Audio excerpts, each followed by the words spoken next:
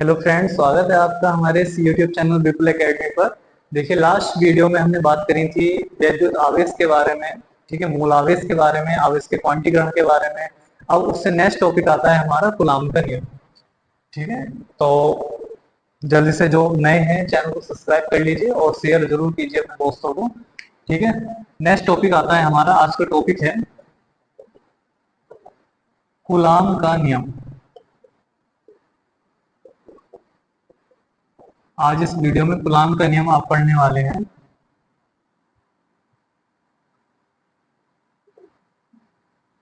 कूलाम्ब्स law.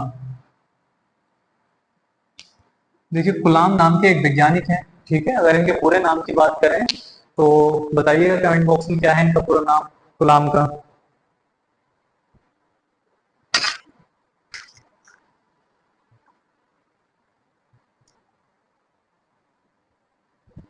देखिए, मैं बताता हूँ, इनका पूरा नाम है चार्ल्स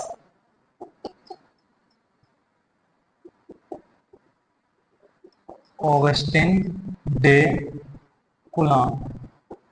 ठीक है, ध्यान रखना, मौखिक सी बात है, पता होनी चाहिए कि जो कूलाम्ब नाम के वैज्ञानिक हैं, इनका जो पूरा नाम है वो है चार्ल्स ऑगस्टिन डे कूलाम्ब। ठीक, अब इन्होंने क्या बताया है, ये एक फ्रांसीसी वैज्ञानिक है।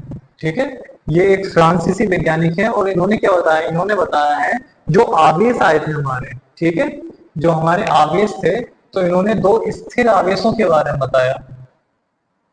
स्थिर आवेशों के बारे में ये बताते हैं कि मान लिया अगर दो स्थिर आवेश हैं Q1 और Q2 और एक दूसरे से वो स्मॉल r दूरी पर स्थित हैं।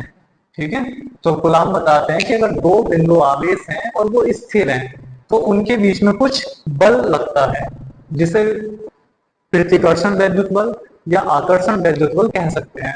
ठीक है, यानी कि अगर सेम आवेश है, समजातीय आवेश है, तो वहां पर प्रतिकर्षण वैद्युत बल लगेगा, और यदि विपरीत प्रकृति के आवेश है तो वहां पर आकर्षण वैद्युत बल लग जाएगा। ठीक है, तो अब इन्होंने इस चीज को मद्देनजर रखते हुए कि दो बिंदु आवेश अगर हैं तो उनके बीच में कितना वैद्युत बल लगता है, उसके लिए एक नियम का प्रतिपादन किया है, जिसे बोलते हैं कूलाम्ब का नियम। ठीक है, और आज हम कूलाम्ब का नियम ही पढ़ने वाले हैं। आज लेक्चर सेकंड है, यानी कि क्लास सेकंड है आज हमारी। फर्स्ट क्लास जिसने नहीं देखी है जरूर देख लें। ठीक है, अब इसमें कूलाम्ब के नियम पे बात करें अगर हम, तो सबसे पहले यही बात आती है कि कूलाम्ब का नियम क्यों आया। तो कूलाम्ब का नियम क्यों आया, दो स्थिर बिंदु आवेशों के बीच में कितना बल लग रहा है, चाहे वो प्रतिकर्षण हो या आकर्षण हो, बल कितना लग रहा है, वैद्युत बल कितना लग रहा है, उसे बताने के लिए कूलाम्ब ने एक नियम का प्रतिपादन किया है, जिसे कूलाम्ब का नियम कहते हैं। अब इसमें बताया क्या गया है, कूलाम्ब ने बताया है कि अगर दो स्थिर बिंदु आवेश हैं Q1 और Q2, तो उनके बीच जो लगने वाला बल होगा F, ठीक है, वो दोनों आवेशों के गुणनफल के अनुक्रमानुपाती होगा और उनके बीच की दूरी के वर्ग के व्युत्क्रमानुपाती होता है। ये कूलाम्ब बताते हैं कि अगर दो स्थिर आवेश हैं तो उनके बीच में जो लगने वाला बल होगा दोनों आवेशों के गुणनफल के अनुक्रमानुपाती होगा और उनके बीच की दूरी के वर्ग के व्युत्क्रमानुपाती होता है। ठीक है, अब भाई ये क्या चीज है, एक मौखिक से बात आपको बताई जाए कि अगर दो स्थिर आवेश हैं, एक ये है एक ये है, ठीक, तो इनके बीच में जो बल लग रहा होगा वो इन दोनों आवेशों के तो गुणनफल के अनुक्रमानुपाती यानी कि प्रोपोर्शनल होगा। इसका मतलब कि अगर आवेश ज्यादा है तो बल ज्यादा होगा, आवेशों का मान कम है तो बल कम लगेगा। ठीक, और इनके बीच की दूरी, इनके जो बीच की दूरी है उसके वर्ग के व्युत्क्रमानुपाती होता है। वर्ग के व्युत्क्रमानुपाती का मतलब कि अगर ये आवेशित कण पास पास होंगे तो बल ज्यादा लगेगा, दूर दूर होंगे तो बल कम लगेगा। ठीक है, सिंपल सी बात है, पास पास हैं चीजें तो बल ज्यादा लग रहा होगा, दूर होंगी वस्तुएं तो बल कम होता चला जाएगा स्क्वायर में। ठीक है, जैसे कहा जाए कि दो आवेशित कण हैं, इनके बीच की दूरी आधी कर दी जाए, तो बीच की दूरी आधी हो गई तो बल क्या हो गया, ज्यादा हो गया। पास पास आ गए तो बल ज्यादा हो गया, कितना, आधे का स्क्वायर, यानी 1/2 का स्क्वायर करेंगे तो 1/4 बनेगा। 4 ऊपर चला जाता है गुणा में, बताएंगे कैसे होता है, तो 4 गुना अधिक हो जाएगा बल। ठीक, अगर कहा जाए कि दो आवेशित कणों के बीच की दूरी 2 गुनी कर दी जाए तो 2 दूनी 4, 4 गुना कम हो गया होगा। स्क्वायर में ही बढ़ेगा, स्क्वायर में ही घटेगा, ये ध्यान रखना है। जितनी दूरी कम करवाएगा उसका स्क्वायर करके बढ़ा दो, जितनी दूरी वो ज्यादा करवाएगा उसके स्क्वायर करके कम कर दो। ठीक है, इतना ध्यान रखना है बस।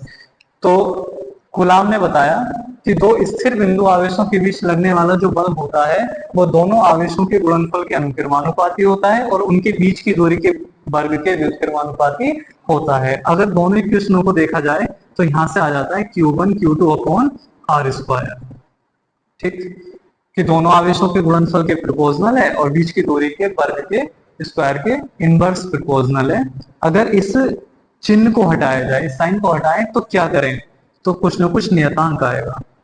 ठीक है, और वो नियतांक मान लिया हमने क्या है, ए मान लेते हैं, Q1 Q2 upon r square. ये ए क्या है कि जहां ए एक कूलाम नियतांक है। ठीक है, ये क्या है, कूलाम नियतांक है। कि भाई ए क्या है, ए एक कूलाम नियतांक है जिसका मान, ठीक है, इसका मान भी पता होना चाहिए, जिसका मान 1/4 पाई एप्सिलॉन नॉट के होता है। ठीक है, 1/4 पाई एप्सिलॉन नॉट के होता है, यानी कि यहां से क्या बनने वाली है इक्वेशन, अब 1/4 पाई एप्सिलॉन नॉट के Q1 Q2 upon r square. ये है कूलाम का नियम। ठीक है, जहां पर के क्या है, जहां के एक परावैद्युत पदार्थ है। ठीक है, परावैद्युत पदार्थ है, और के क्या है, एक परावैद्युत पदार्थ है, और जो ये एप्सिलॉन नोट है ये है निर्वात की वैद्युतशीलता। ठीक है, एप्सिलॉन नोट होती है निर्वात की वैद्युतशीलता, और जो के है वो है हमारा परावैद्युत पदार्थ या कोई परावैद्युतांक है। ठीक है, अगर निर्वात या वायु की बात करें, अगली वीडियो में पता चलेगा इनका भी क्या क्या है, आगे आएंगे सब। निर्वात या वायु की अगर बात करी जाए तो निर्वात या वायु के लिए जो के है परावैद्युतांक, उसका मान होता है 1। ठीक है, तो F का मान कितना हो जाएगा, ये हो जाएगा 1/4 pi epsilon not Q1 Q2 upon r square, इतने न्यूटन। ये है कूलाम का नियम। ठीक है, यानी कि अगर दो आवेशित कण हैं उनके बीच में बल पूछा जा रहा है कितना आरोपित हो रहा है, चाहे वो आकर्षण बल हो या प्रतिकर्षण बल हो, तो वो इस इक्वेशन के द्वारा ही निकाला जाएगा। ठीक है, यानी कि ये दो आवेशों के बीच में संबंध बताता है कि कितना बल लग रहा है दो आवेशों के बीच में। सही है, अब ये जो है 1/4 पाई एप्सिलॉन नॉट, इसका मान भी फिक्स होता है और इसका मान होता है 9 इंटू 10⁹, 9 गुणा 10⁹ Q1 Q2 upon r square. ठीक है, ये भी आपको ध्यान रखना है, इसका जो मान है, इसकी जो वैल्यू है वो इतनी होती है। अब कैसे होती है, यहां से देखो 1/4 पाई, पाई का मान कितना रख सकते हैं 3.14, और एप्सिलॉन नॉट का मान कितना होता है, कितना होता है एप्सिलॉन नॉट का मान 8.85 गुणा 10⁻⁻12। ठीक है, गुणा भाग करोगे कैलकुलेट करके इतना ही आएगा। ठीक, तो ये है आपका 1/4 पाई एप्सिलॉन नॉट का मान 9 गुणा 10⁻9, जो आपको ध्यान रखना है। ठीक है, तो कूलाम ने क्या बताया, बहुत आसान सा नियम दिया है कि दो अगर बिंदु आवेश है, दो स्थिर बिंदु आवेश है, तो उनके बीच जो लगने वाला बल होगा वो दोनों आवेशों के गुणनफल के अनुक्रमानुपाती होगा और उनके बीच की दूरी के वर्ग के व्युत्क्रमानुपाती होता है। दोनों इक्वेशनों को मिला दें तो इतना आ जाता है। ठीक है, एक नियतांक है, इसका मान जो है वो 1/4 पाई एप्सिलॉन नॉट होता है, एप्सिलॉन नॉट के होता है। अगर के वायु या निर्वात की बात करी जाए कि जो आवेशित कण हैं वो वायु में रखे हुए हैं या फिर निर्वात में, निर्वात का मतलब जहां वायुमंडल का कोई भी कण उपस्थित नहीं होता है उसे निर्वात कहते हैं। तो वायु या निर्वात की बात करें तो के का मान 1 होता है। ठीक है, तो यहाँ 1 हो जाएगा, तो हट जाएगा यहाँ से के, और हमारा फॉर्मूला आ जाएगा 1/4 pi epsilon not Q1 Q2 upon r square. ठीक है, इतना सा नियम है बस, क्या भारी है इसमें, बहुत आसान है। तो हेडिंग डालना है आपको कूलाम का नियम, और लिखना है कि कूलाम का पूरा नाम चार्ल्स ऑगस्टिन डे कूलाम है, जिन्होंने दो आवेशों या दो स्थिर बिंदु आवेशों के मध्य संबंध स्थापित करने के लिए एक नियम दिया है जिसे कूलाम का नियम कहते हैं, जिसके अनुसार डैश लगाना है, नई लाइन से इन्वर्टेड कोमे लगाकर लिखना है। ठीक है, जैसे मैं बोल रहा हूं वैसा ही आपको नोटबुक में नोट करना है। सही है, ये मत समझिए कि ऑनलाइन क्लास है तो सुन लिया काफी है। ठीक है, नोट करिए अपनी नोटबुक में, पूरा सिलेबस आपको कंप्लीट होने वाला है। ठीक है, सब कुछ कराया जाएगा जितना भी सिलेबस में है। अगर किसी का कोई इशू है, कुछ दिक्कत है, वो कमेंट बॉक्स में जरूर बताएं, ठीक है। उसकी समस्या का निस्तारण भी करने की कोशिश करेंगे। तो इन्होंने क्या बताया, नई लाइन से लिखना है कि दो स्थिर बिंदु आवेशों के बीच लगने वाले बल का परिमाण, जो मैं बोल रहा हूं वो आपको लिखना है, चाहे वीडियो को स्लो या पॉज करके करना है, ठीक है। कि दो स्थिर बिंदु आवेशों के बीच लगने वाले बल का परिमाण दोनों आवेशों Q1 Q2 के गुणनफल के अनुकिरमानुपाती तथा उनके बीच की दूरी r के वर्ग के व्युत्क्रमानुपाती होता है। इन्वर्टेड फॉर्म में इसे बंद करके लिख लेना है, ठीक है। ये कूलाम का नियम हो गया कि दो स्थिर बिंदु आवेशों के बीच लगने वाले बल का परिमाण दोनों आवेशों के गुणनफल के अनुकिरमानुपाती और उनके बीच की दूरी r के वर्ग के व्युत्क्रमानुपाती होता है, ठीक। नीचे को इसे नोट कर लेना है कि माना दो बिंदु आवेश Q1 व Q2 हैं जो एक दूसरे से स्मॉल r दूरी पर स्थित हैं, तो उनके बीच लगने वाले बल का परिमाण डैश लगाकर ये सब आपको नोट कर लेना है, ठीक है। ये है आपको कूलाम का नियम।